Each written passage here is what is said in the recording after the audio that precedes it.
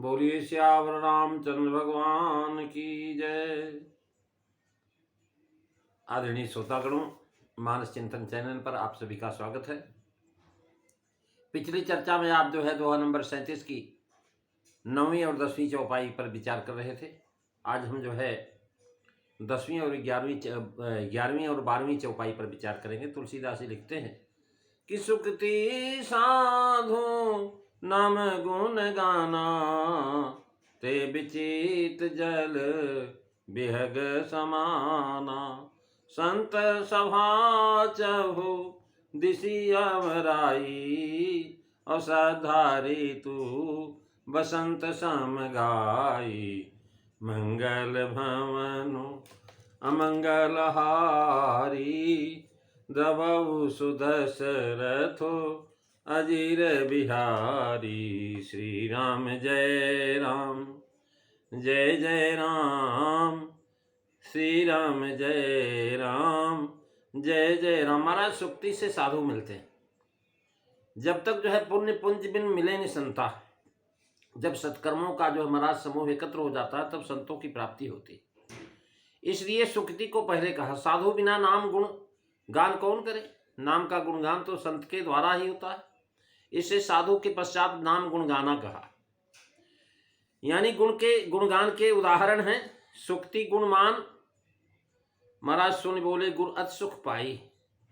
महाराज भगवान का गुणगान करना महाराज जलचर, थलचर और नभचर, ये तीनों कहे। और अब यहाँ बता रहे हैं कि महाराज ये सब विचित्र जल विहग है। ये नभचर है, सारे के सारे जल में रहने वाले हैं। और रामचरितमानस सर में राम गुणगान है, सुक्ति साधु और नाम का गुणगान है। राम गुणगान की जल से और रामचरितमानस भरा पड़ा है।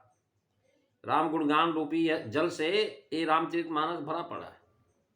सुक्ति गुणानाम, साधु गुणगान और नाम गुणगान की मात्रा अल्प नहीं है। कहे ते विचित्र जल विहग समाना। यहाँ विचित्र शब्द देहरी दीपक न्याय से है कि महाराज ये सब अन्वित होगा जल विहंग के साथ।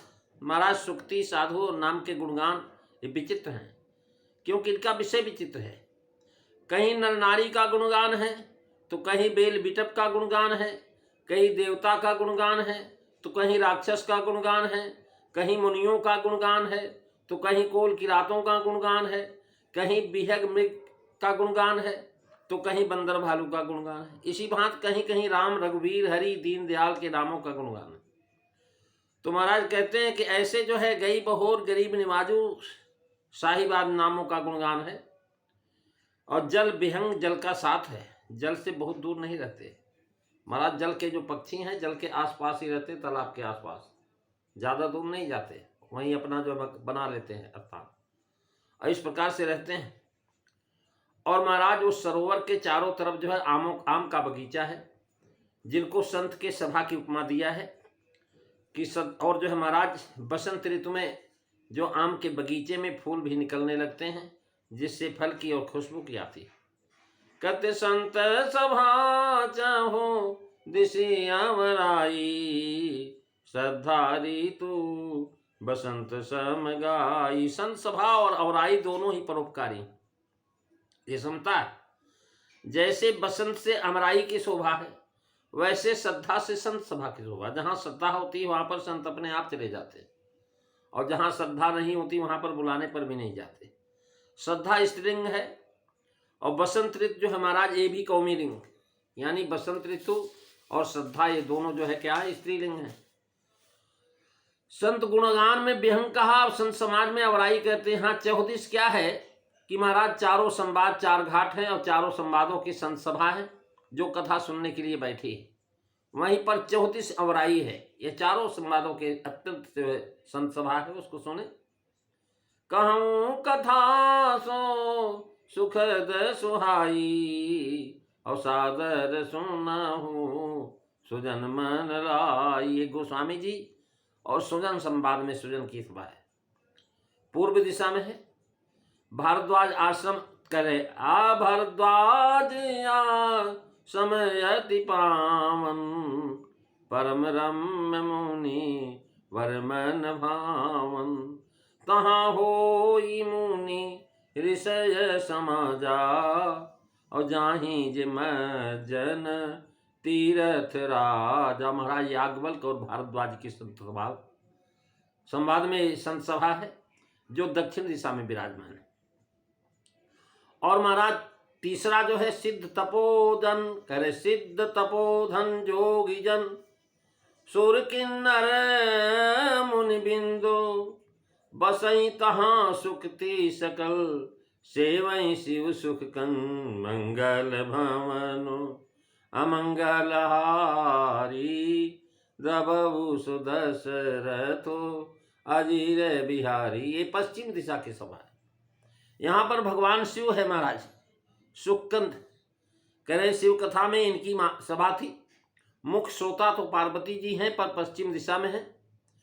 और महाराज ये शिव कथा में महाराज जो सारे जोगी जन सिद्ध तपस्वी महामुनि बिंद किन्नर वहाँ जाते हैं। और महाराज जो है चौथी सभा है काकभूषणी और गरुड़ के संवाद में, विद विध विहंग तह आए, सुनई राम के चरित सुहाए। अब महाराज जो है यहाँ पर सुंडी जी की कथा में सभा है जो उत्तर दिशा में है।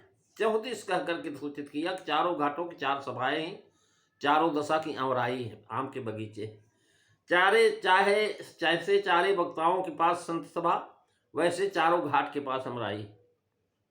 चारों दिशाओं में इस मानस की संत सभा है। कौन सी दिशा में कौन संत है? संत उन्मनी टीकाकार का मत है कि संत चार प्रकार के होते हैं, आर्त, अर्थार्थी, जिज्ञासु और ज्ञानी। इन्हीं की सभा चारों ओर है। पिपीलिका मार्ग के संत पश्चिम दिशा की अवराई में हैं, क्योंकि मेरु के होकर के राम तत्व और चरित्र का अनुभव करते हैं। विहंगम मार्ग वाले संत जो है पूर्व दिशा की अमराई में है, क्योंकि नासाग्र पूर्वतो दिशि, उत्तर दिशा गीतायाम सोई आधार है, अनुभव के ग्रंथकार कहते हैं। कपि मार्ग वाले संत दक्षिण दिशा की अमराई में है, क्योंकि दक्षिण दिशा के जो है नाड़ी के अनुसार प्राणायाम का इनके प्रारंभ है। मीन मार्ग वाले जो महाराज संत उत्तर की अमराई में है, क्योंकि महाराज वाम स्वर में प्रारंभ की उत्तम रीति है। महाराज कह रहे हैं कि चारों संवादों के मध्य में जहां जहां संत सभा का वर्णन है उनमें विश्राम करने के मानुष का मज्जन आनंद आता है।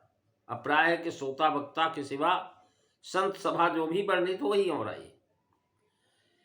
इस तरह संत सभा चार संवाद वाले वक्ता श्रोता नहीं है, किंतु इनके अतिरिक्त जो संत सभा और अमराई है, संवाद तो घाट में आ गए। अब यहाँ संतों की महाराज उपमा वृक्षों से दी गई। इनमें भी आम अत्यंत सुस्वाद होता है, इसी से रसाल कहलाता है।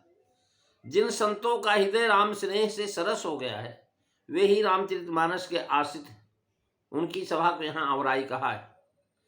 राम स्नेह सरस मन जासु, और साधु सभा बड़ आदरतासु। दैन और ज्ञान कर्म और उपासना वाली जो है घाट की महाराज संत सभा के उदाहरण हैं।